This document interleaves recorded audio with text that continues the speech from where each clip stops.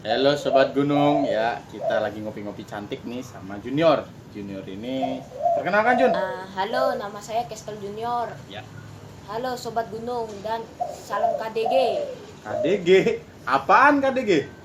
Kopi dan Gunung. Oke, seruput dulu dong. Ini pembahasan tentang gunung ya. Jadi kita namanya juga KDG, salam KDG, kopi dan gunung ya.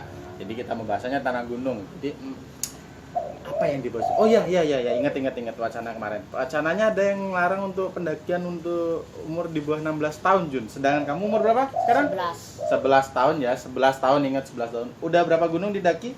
43 gunung. 43. Aduh, guys. 43. Oke. Berarti untuk pengalamannya di gunung jangan ditanya lagi. Banyak di gunung manapun kita nggak usah tanya lagi. 43 hitung aja sendirilah. Gunung mana aja itu kamu cari sendiri ya. Bener kan? Cari Iya, sendiri. bener. Nih untuk kembali ke wacana yang tadi katanya ada dilarang 16 tahun, di bawah 16 tahun untuk mendaki gunung. Apakah kamu setuju dengan hal itu atau tidak? Kalau Junior sih ada tidak setujunya sama setuju. Tidak setuju dan setuju. Berarti ada dua pendapat ya, dua pendapat. Katanya sekarang. Penjabaran untuk yang tidak setuju dulu. Apa? Tidak setujunya karena kita mendaki itu bukan diukur dari umur. Bukan diukur dari umur. Oke, apalagi? Diukur itu dari pengalaman. Jadi Pengalaman. seberapa jauh dia ada di gunung. Oh, si. Berarti kan tidak setujunya dalam artian bukan diukur dari umur ya. Ingat, bukan diukur dari umur. Diukur dari pengalaman juga. Kalau misalkan kamu merasa umurmu 30 tahun tapi tidak ada pengalaman di gunung, ya kamu tidak bisa mendaki juga. Itu harus menggunakan guide ya. Iya. Harus menggunakan guide, itu udah prosedur SOP dari setiap base camp gunung dimanapun saya rasa. Itu memang harus mau umurmu berapapun jangan berpatokan dengan umur. Terus yang setujunya sekarang, setujunya kamu harus menjelaskan juga karena kan tadi kamu bilang setuju dan tidak setuju. Yang setujunya apa? Kebanyakan orang mendaki sekarang ya, itu misalnya dia masih naik baru 3 gunung lah. Ya. Itu 3 gunung yang masih 2000 sampai 500. 2000 sampai 2500 ya, terus itu dia sudah berani membawa banyak orang, sedangkan yang dia bawa itu belum mengenal gunung. nah, benar. Rata-rata sekarang pendaki, berarti bukan masalah umur ya, ingat sekali lagi bukan masalah umur. Kalau ada wacana seperti itu yang menggunakan umur sebagai patokan, saya rasa itu sebuah pikiran yang belum masuk di akal sih. Sebenarnya kan dari pengalaman dulu Jun ya, yang berbicara ya. Pengalaman, kalau misalkan pengalaman sudah dapat, ya berarti sudah oke gitu loh. Terus apa lagi? Itu kan jadi tadi pengalaman. Pengalaman baru berapa gunung udah bawa teman-teman yang lain yang notabene belum mengerti gunung sama sekali. Apalagi Jun tadi? Itu aja sih. Oke. Itu aja. Ya, tidak setujunya di situ, pengalamannya kurang ya. Terus berarti untuk ini kamu ada nggak solusinya? Solusinya kan dalam artian panjang untuk jangka kedepannya. Kamu ada nggak solusinya untuk mengatasi masalah umur di bawah 16 tahun atau yang kurang berpengalaman naik gunung? Pertama kita harus ini paling mudah ya, mengatur nafas secara teratur. Mengatur nafas secara teratur itu pengalaman. Oh, berarti ini saran atau solusi untuk pribadi masing-masing Jun ya? Iya. Ya, ingat mengatur nafas secara teratur. Mengatur nafas. Ntar lu, mengatur nafas. Kita kan bernapas setiap hari. Iya. Jadi apa yang diatur nih maksudnya? Jadi maksudnya kita mengatur nafas itu agar saat kita naik ke gunung itu kita tidak ngos-ngosan. Ya, benar. Terus apa lagi? Maksudnya kan tidak ngos-ngosan dalam artian gini, selangkah kamu satu langkah dengan satu napas. Jadi otomatis kamu bisa mengatur napasmu supaya lebih baik. Itu aja ya maksudnya ya? Oke. Apalagi Jun? Cara melangkah. Cara melangkah. Memang cara melangkah. Lucu-lucuan aja nih ya sekarang. Kalau cara melangkah kamu berarti melangkah kan harus naik gunung mana? Kecuali untuk yang naik motor ya rata-rata. Kayak di salah satu gunung ada yang sampai potong jalur dengan naik motor. Itu tidak melangkah namanya, itu naik motor, ngerusak jalur juga ya. Ingat, ngerusak jalur. Melangkah yang dimaksud seperti apa Jun? kita harus bisa menyeimbangkan antara jalan sama pengaturan nafas. Jadi jadikan satu, jadi setiap kayak satu langkah itu satu nafas. Jadi secara teratur. Jadi itu udah ditangkap belum maksudnya, maksud apa dari junior yang tadi dijelaskan? Jadi satu langkah satu napas. Jadi ini masih dalam satu konteks yang sama. Pernapasan dan langkah itu masih dalam satu konteks yang sama ya. Terus apa lagi Jun? Apa namanya? Teknik rappling. Teknik rappling, ingat teknik rappling, berarti teknik rappling. Ntar lo untuk yang belum paham rappling itu apa, mari jelaskan Jun bareng-bareng Jun. Rappling itu apa Jun? Rappling itu semacam panjat tebing. Panjat tebing atau tali temali ya lebih Iya. tepatnya ya, karena rappling tidak melulu tentang panjat tebing, intinya tali itu bisa digunakan untuk segala macam ya. Rappling, udah paham belum sampai sini? Rappling itu apa? Nah sekarang penjelasannya kenapa kita harus perlu rappling Jun. Nah kalau misalnya ada orang yang membutuhkan bantuan, itu kita bisa menolongnya. Pertolongan dalam artian tidak melulu tentang makanan atau apa ya. Sekarang rappling itu mungkin rappling bisa dibuat untuk jadi tandu, benar kan?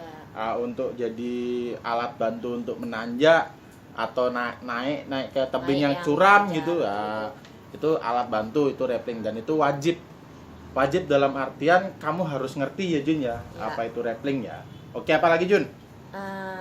Medis. Oh iya, medis itu harus banget, harus minimal untuk diri sendiri Jun ya. Iya. Medis kayak kalau mungkin ada orang yang naik gunung punya asma, harus bawa peralatan sendiri ya. Peralatan asmanya sendiri. Nah, tidak bergantung pada orang lain. Ingat, walaupun dalam satu kelompok itu pasti ada yang bawa P3K, bukan berarti peralatannya semua lengkap. Benar Jun ya? Ya. Ya benar. Terus apa lagi Jun? Itu aja sih. Ada tambahan? Apa? Kompas. Kompas itu wajib. Walaupun kamu udah sering naik gunung itu, kamu harus ngerti mana arah mata anginnya ya. Nggak berarti kamu menyepelekan itu Jun ya, benar ya? Iya. Kalau kita tidak memiliki kompas yang udah jadi, kita harus tahu lah. Minimal harus tahu ya arah timur, tenggara. Tuh, kalau nggak ada kompas atau nggak ngerti arah mata angin, apa yang harus dipegang Jun? Astronom. Iya benar, itu kamu udah benar. Ilmu astronomi atau ilmu kebintangan itu sih levelnya lebih tinggi daripada ilmu kompas ya sebenarnya. Cuman ya itu emang harus penting, harus banget kamu ngerti tentang bintang-bintangan. Minimal kalau kamu nggak ngerti bintang, ngerti kompas, itu udah wajib itu ya. Itu harus wajib itu. Dua itu salah satunya harus wajib, nggak ngerti kompas, ngerti astronom. Kalau nggak ngerti astronom, ngerti kompas. Minimal itu ujungnya. Kalau paling gampangnya kan, misalkan gini, orang bingung nih untuk nentuin arah mata angin, mana timur, mana barat. Ada nggak solusinya? Kecil aja. Jadi nggak bawa peralatan yang lengkap, kompas tidak bawa, nggak ngerti tentang astronom, apa yang kamu bawa? Patokannya apa? Kalau nentuin, pertama kan kalau mau menentuin sesuatu kan cari timur dan barat dulu. Iya. Nah, ada nggak kamu sarannya? Misalnya kalau di keadaan malam, kita bisa melihat bentuk bintang. Nah, untuk astronom ya, untuk astronom. Untuk Untuk mungkin tambahan lagi dari saya, mungkin lihat dari sinar matahari jatuhnya dari mana, ya. Iya. Terbit dari mana dan tenggelam dari mana. Kalau misalkan dalam keadaan emergensi, karena kita nggak tahu kondisi di gunung, bisa jadi kita tersesat, ya. Jangan macam-macam dengan kondisi alam di gunung. Pasti terjadi sesuatu itu pasti, tapi tergantung dari kesiapan kita ya. Iya. Kalau kita udah siap kejadian apapun, insya Allah nggak bakal kena apa-apa kok, ya. Terus ada lagi Jun? Apa lagi?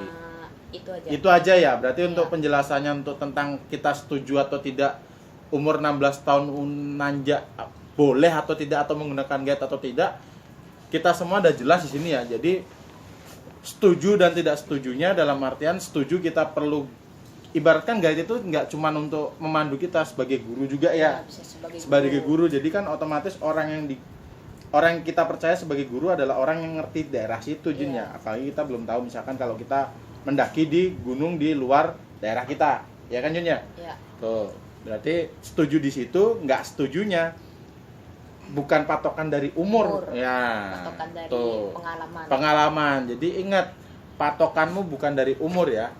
pengalaman. Kalau pengalamanmu udah tinggi, mau umurmu cuma 16 tahun, di bawah 16 tahun ya kayak junior pun nih pengalamannya udah tinggi. Dah. Bukan patokan, umur itu bukan patokan, ya. Ingat sekali lagi, umur itu bukan patokan. Dan saya waduh nggak setuju banget sih dengan beberapa peraturan yang seperti itu. Terus ada nggak saran-saran atau salam untuk orang-orang yang pengen mendaki atau menjadi pendaki? Ya, saran untuk itu mendaki, apa namanya, kalau mendaki itu bukan hanya kita naik gunung aja, naik gunung jalan sampai atas puncak. Itu apalagi yang digendong sampai puncak, difoto, itu udah dibilang pendaki. Jadi bukan berarti kita bisa bawa barang berat sampai ke puncak terus kelar kita jadi pendaki, bukan ya? Bukan. Berarti kesimpulannya menjadi pendaki itu mudah apa enggak? Susah. Susah, ingat ya. Bukan semudah yang dilihat di ingat media, ya, gitu. Ingat ya, siapapun yang menganggap dirinya pendaki di luaran sana ya, yang apa namanya yang sok-sokan, wow saya ini pendaki pro, expert dan segala macam, pikirkan dulu, bukan berarti pendaki itu bagimu mudah. Enggak, pendaki itu bukan masalah kamu sampai puncak, enggak. Kamu juga harus ngerti tentang alamnya, menjaga alamnya, ya dunia. Enggak cuman untuk sampai puncak. Kalau kamu masih sampai puncak berarti kamu masih menggunakan egomu untuk mendaki. Hilangin itu dulu baru kamu mendaki. Baru kamu tahu rasanya mendaki itu seperti apa. Berarti dah jelas ya untuk saat ini ya, clear ya masalah ini ya. Dalam artian sudah jelas yang diperlukan itu adalah pengalaman. Nomor satu itu tujuannya. Pengalaman. Bukan umur. Ingat, bukan umur. Dan saya berarti junior dalam artian ini tidak setuju dan setuju. Oke? Sekian ya. Salam KDG. Salam KDG guys. Yuk, seruput dulu.